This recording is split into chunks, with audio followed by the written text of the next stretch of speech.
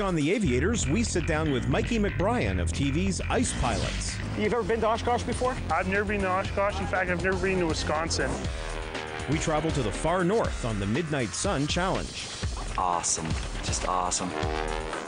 And we take you on the flight of a lifetime aboard the Goodyear blimp. From the Boundary Bay Airport, this is The Aviators. As fans of The Aviators already know, aviation-based television shows are rare, and weekly aviation shows even more so. Ice Pilots NWT, now heading into its second season, is a weekly one-hour real-life docuseries following the exploits of the crew at Buffalo Airways. Buffalo provides passenger and freight services to the Northwest Territories in Canada's far north and operates rugged World War II aircraft in some of the most frigid conditions on the planet. On top of this, Buffalo is a family-run company, guaranteeing lots of drama for viewers. Led by the gruff but likable Buffalo Joe McBrien, son Rod takes on the responsibility of maintaining the fleet, and son Mikey oversees the day-to-day operations as general manager. With 2010 marking the 75th anniversary of the DC-3, Buffalo's DC-3 Summer Wages made its way down to AirVenture to mark the occasion. So we're at Oshkosh, we're at AirVenture, and who do we run into? Mikey McBrien of Ice Pilots NWT. How you doing, Mikey? Oh, great, Anthony. How are you doing? I'm great. So what do you think? You've ever been to Oshkosh before? I've never been to Oshkosh. In fact, I've never been to Wisconsin, and it's just amazing.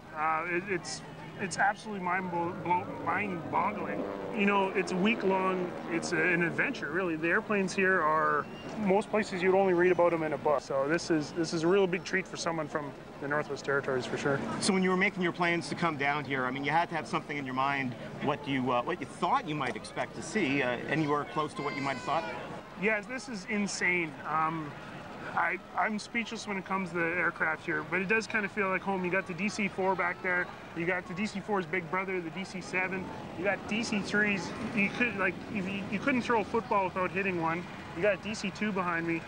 This is like, there's no words that can describe how cool this is. So you had a conversation with a guy a day or two ago, and you're talking to him for about 10 minutes or so, and then you finally realize who he is and what he was involved in. Who is that? Yeah, we're sitting there, and the gentleman comes up, and he's like, yeah, we're big fans of the show and all this stuff. And I was like, oh, yeah, cool.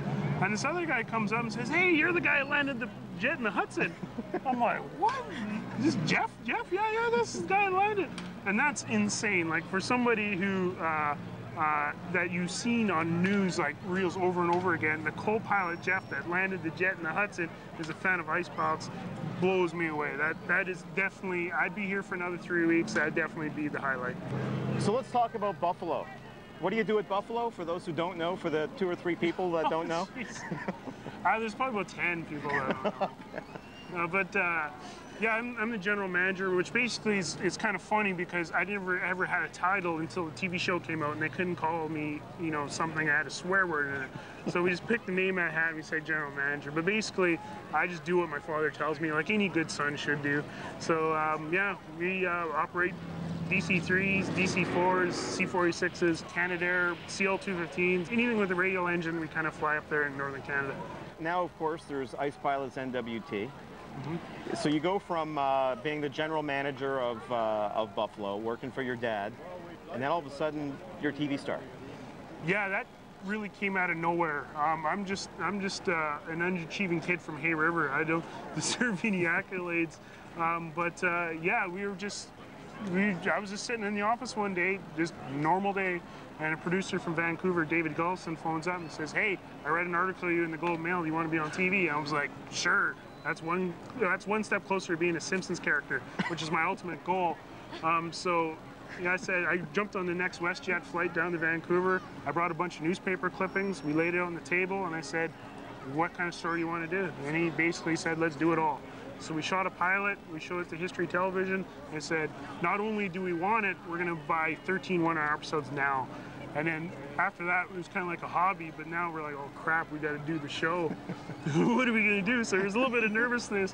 We started shooting. My father didn't believe it the whole time. It took him about 3 months. You know, his camera guys running around filming him, and he was basically, what are you guys wasting your money for? We're not busy. There's nothing special's happening. But when you watch the show, it's like, oh yeah, we changed an engine at -40. I didn't even remember that. Like, so the good thing about the show, it's kind of like a yearbook. Just like, you know, you go to school, you get your yearbook and you can remember. We got a good gift, which is the show, which we can now look back, and our great grandkids will be so sick of ice pilots. So how often do you get out of Northwest Territories? I mean, now you're here in Oshkosh, but do you kind of tour a little bit? I mean, how recognized are you? How many swarms of fans come around you? Actually, we're really lucky because in Yellowknife, because of the first season Ice Road Truckers was shot there, everyone's really jaded when it comes to television and stuff like that. And it's such a small community that it really, in Yellowknife, it's really humbling. You know, everyone's just normal. No one treats you any different. They spit at you just like they spit at you before the TV show. So it's normal. This is the first event since the show aired that we actually went to.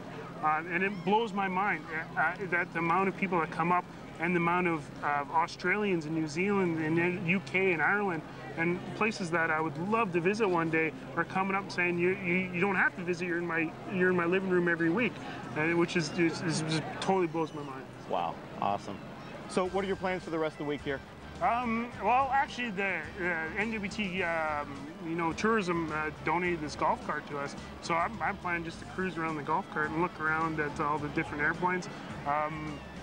Everywhere you look, every time you stop, you talk to somebody, turn around, there's a new airplane standing there. So the boys at EAA, I don't know where they find these airplanes, but they found them.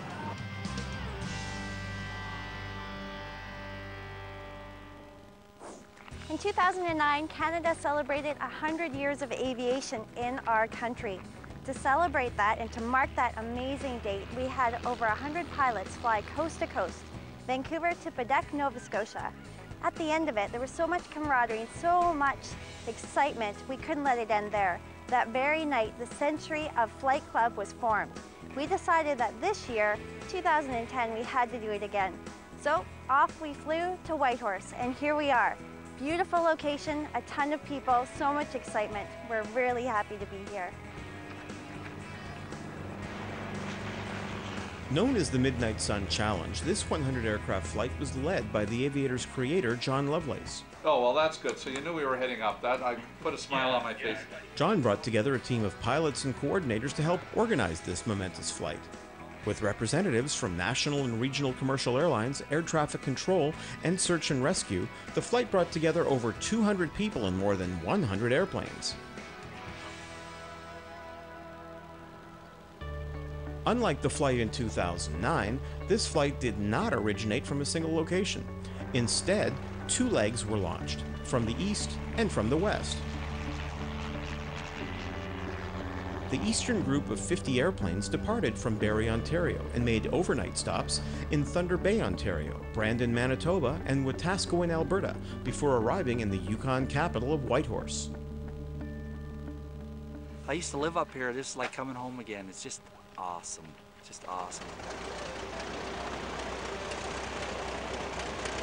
I'm glad everybody made it okay, and I understand there's still a few more to come, but the weather's nice and the hospitality's great here, so. Another 40 airplanes marshaled in Quesnel, British Columbia, and made the flight to Whitehorse.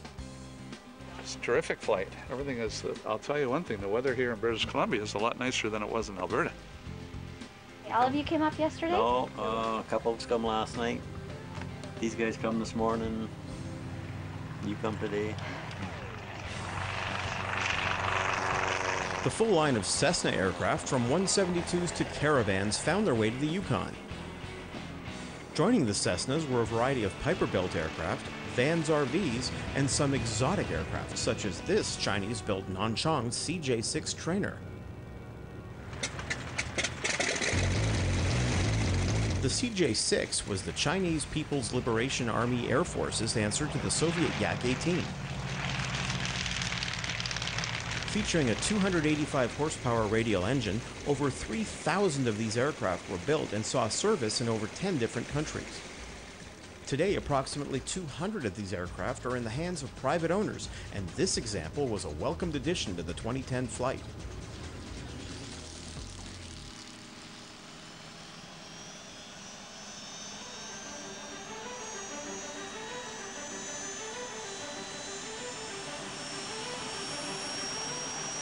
Also joining the flight in Whitehorse was a pair of helicopters, a Robinson R-44 and a Bell 206. These two choppers took part in the daily flyouts that were the highlight of the flight. Based out of Eric Nielsen Whitehorse International Airport, the daily flyouts explored nearby sites in the historic Yukon Territory. From the picturesque town of Atlin to historic Dawson City, the day trips were not only a chance to explore the rugged Yukon, but also a chance to get a peek into the past and see an area frozen in time. While the Yukon provided a breathtaking background for the flight, according to the participants, the real highlight is exploring with a group of fellow aviators. I like it. You know, I've been around aviation most of my life, and this is a good thing. Last year was a good thing, and this is a good thing. It's a good thing for aviation in general, and a good thing for a chance for pilots to exchange information and to get out there and aviate, which is what it's all about. It's great. It's been really organized well, and the bonus here is all the logistics have been taken care of. For instance, this evening, come around 8 o'clock, the bus arrives to get us over to our hotel. I think that's excellent. The support when you fly in a group really sort of helps to bring people's flight level skills to elevate that. Yeah, everybody had fun, and it's kind of neat traveling together as a group and being able to point out different things as you see from different vantage points. The flight was a great success, and the organizer planning to make this a yearly event, with the 2011 destination set to be northern Saskatchewan. Lighter-than-air flight is the oldest form of aviation known to man. Steerable airships, known as dirigibles, date back to the 19th century. The Goodyear blimp is one of the most well-known and recognizable of these vessels flying today. While making appearances in the skies all across the country, the Aviators crew recently had a chance to get up close to the blimp. Curtis spoke to one of the blimp's pilots, Jerry Hassam, before he got a chance to experience lighter-than-air flight firsthand. You can't think of a blimp without thinking of the word Goodyear. For seemingly forever, Goodyear has operated blimps across North America. We're here with Jerry Hassam, one of the Goodyear pilots from Akron, Ohio. Jerry, how long has Goodyear been operating blimps? It goes back to 1926, and our first public relations blimp was named the Pilgrim, and we've had public relations blimps ever since. And so how has blimp design and blimp operation changed since 1925? The basic design is pretty standard, but the new things you'll see is the technology, which is in the cockpit and also in the instrumentation a little bit. Unlike Zeppelins, which have a rigid internal frame, blimps are designed with a non-rigid airbag, also known as an envelope. The envelope is filled with a lifting gas, which supports the blimp's shape. A rigid structure, known as a gondola, is attached to the bottom of the airbag and is designed to carry the pilot and passengers. Engines at the rear of the gondola provide propulsion, while the traditional rudder and elevators provide the aerodynamic controls. This type of flying does have its own quirks, and Goodyear only hires pilots who are already licensed on more traditional aircraft. Now, one of the first things that comes to my mind is, how do you get interested? How do you become a blimp pilot? Each pilot has his own story, but I started as an A&P mechanic with a Goodyear Tire and Rubber Company. And I also had my fixed wing license commercially, and that's how I got started with Goodyear. I spent time as a mechanic, then moved into the pilot's position. So you actually worked on the blimps before you flew them? Yes, I did. Wow, that's quite a transition. And it was quite challenging because usually aircraft are stationary, but the blimp moves on the mast all the time, so that was quite a challenge. So now where does a person go to actually get a blimp license? Presumably you didn't have that when you started. We train right in Goodyear, and you come to Goodyear with a commercial helicopter license or a commercial fixed wing license.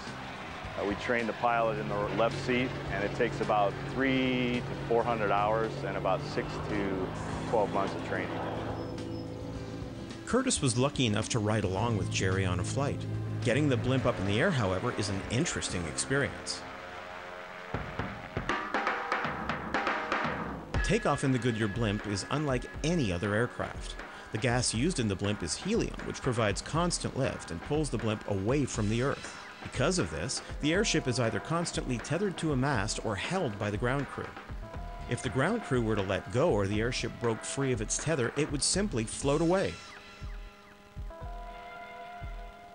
While this would get the blimp into the air eventually, it would neither be an efficient nor a controllable way of traveling.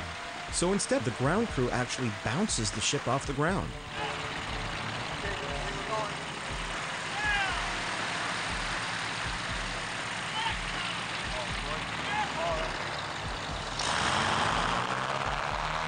The pilot then puts the engines to full throttle and tilts the elevators all the way back, and the ship takes off in dramatic fashion.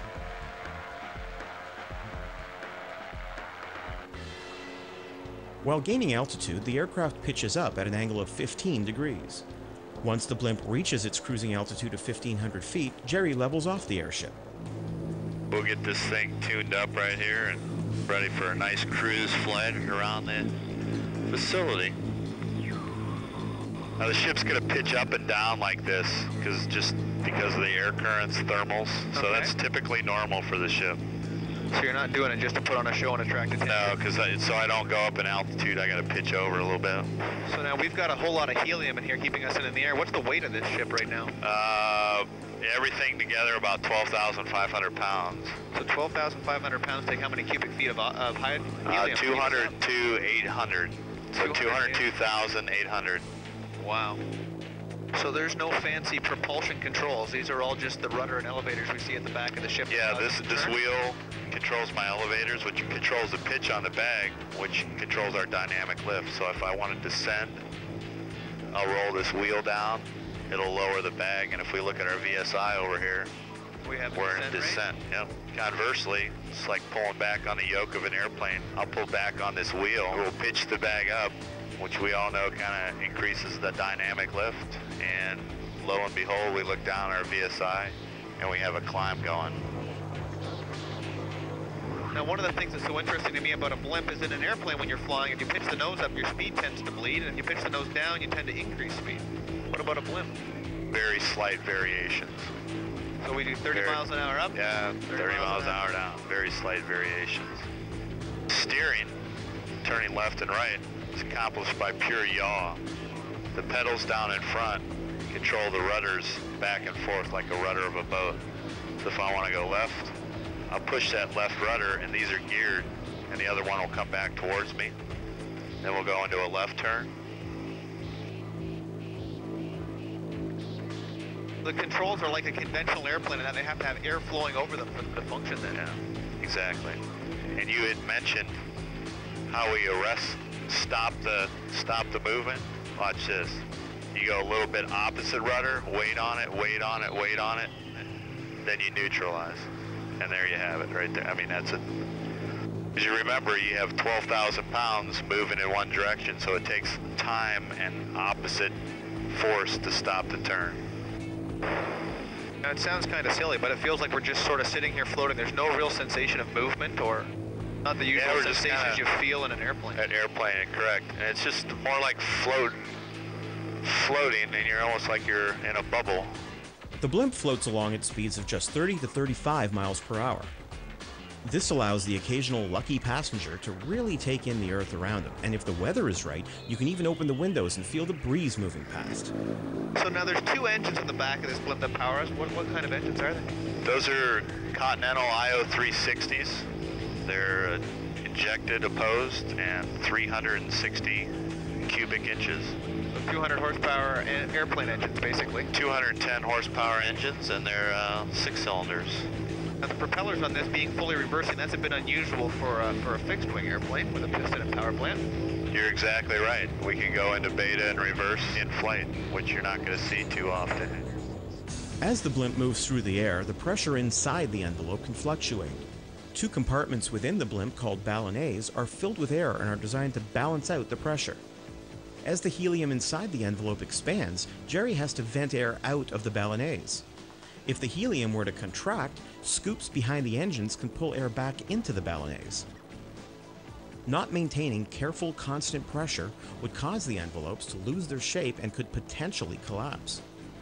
This careful pressure dance, along with the sheer size of the blimp, can make for some interesting flying. So what do you think are some of the most tricky things about learning to fly a blimp? Learning to fly a blimp is different from the aircraft, because an aircraft you're used to having a wide open runway in front of you, 3,000 feet, 5,000 feet. with a blimp, as you see, we're landing in Pioneer Field, tight area. Yeah. So I've got to be used to obstacles. I have to be used to the size of the airship. It's 200 foot long, 192 to be exact, but it's a large, I have 100 feet in front of me and 100 feet behind me, so I got to be aware of that. So those are some of the things I'm concerned about. Also, I'm concerned about the winds. Sometimes the winds shift a little bit back and forth, and we have such a large sail area, the ship could be, you know, turned a little bit, so I have to anticipate that. That's why the crew chief holds a windsock all the time, so I can see exactly what the wind's doing before I get there. So now you actually fly this blimp to all the different events that you fly over. You're right. The ship flies wherever it goes. So when we have to move it, we put 2 pilots in here, and we'll fly. We'll share the duties. We'll fly an hour on and an hour off in the ship, and we usually, our travels take us about 8 to 10 hours a day, but it's all based on distance. Okay. And when we get to our destination, we'll put the mast up that you see on Pioneer Field there, and we'll put the ship on it, go to the hotel, have a good dinner, and get up the next day and move. Operating a blimp is not as simple as some might think. Pressure within the envelope has to be maintained even while on the ground, and takeoff and landing require the help of a sizable ground crew. Now logistically, there was a whole lot of people that had a hold of those ropes. How many people travel with the blimp? There's 21 of us on the road, 16 crew members, 4 pilots, and 1 public relations manager. That comprises the crew. And also, you probably saw the vehicles on the ground. We have a tour bus and a tractor-trailer rig that houses all our tools and spare equipment for the airship. Now you mentioned that somebody's with this blimp 24 hours a day when it's on the road, so somebody guards this all the time, even when it's in the hangar? You're exactly right. Even at the hangar watch, somebody will be there. So when we're back in the hangar, the ship will be watched. So from birth to retirement, somebody's watching over this airship 24 hours a day? Correct. Landing the Spirit of Goodyear is extremely complicated and requires Jerry's full concentration. We can see the runway at Pioneer Airfield in Oshkosh, and we can see the crew members, the 16 crew members lined up in a V formation. And in the middle, we can see somebody's holding a windsock, which is helping Jerry get an idea of exactly which way he's got to approach. When the blimp lands and takes off, it does so directly into the wind. At the same time, he's managing the energy of the airplane. He needs, or the blimp rather, because he needs enough air to make the control surfaces effective so he can control our approach. But he's got to get this 12,000 pounds of blimp slowed down so that these 16 people on the ground can actually catch us when we get close. Ground handling is definitely low-tech and hasn't changed much in 80 years. 2 groups of 4 handlers run in and grab each of the 2 bow lines on the airship. Holding these lines keeps the ship steady as another group pulls the ship to the ground. Well, that was super smooth and super impressive, Jerry. I can't say thank you enough. Yep, you're welcome. My pleasure. That was really incredible. What an opportunity of a lifetime. The Goodyear blimp flies low and slow. It can only carry 6 passengers, and it takes gobs of manpower to maintain. However, this majestic giant is the perfect platform for aerial photography and can provide the ride of a lifetime. But the real achievement for this flying machine is that it's burned the name Goodyear into the minds of several generations of Americans.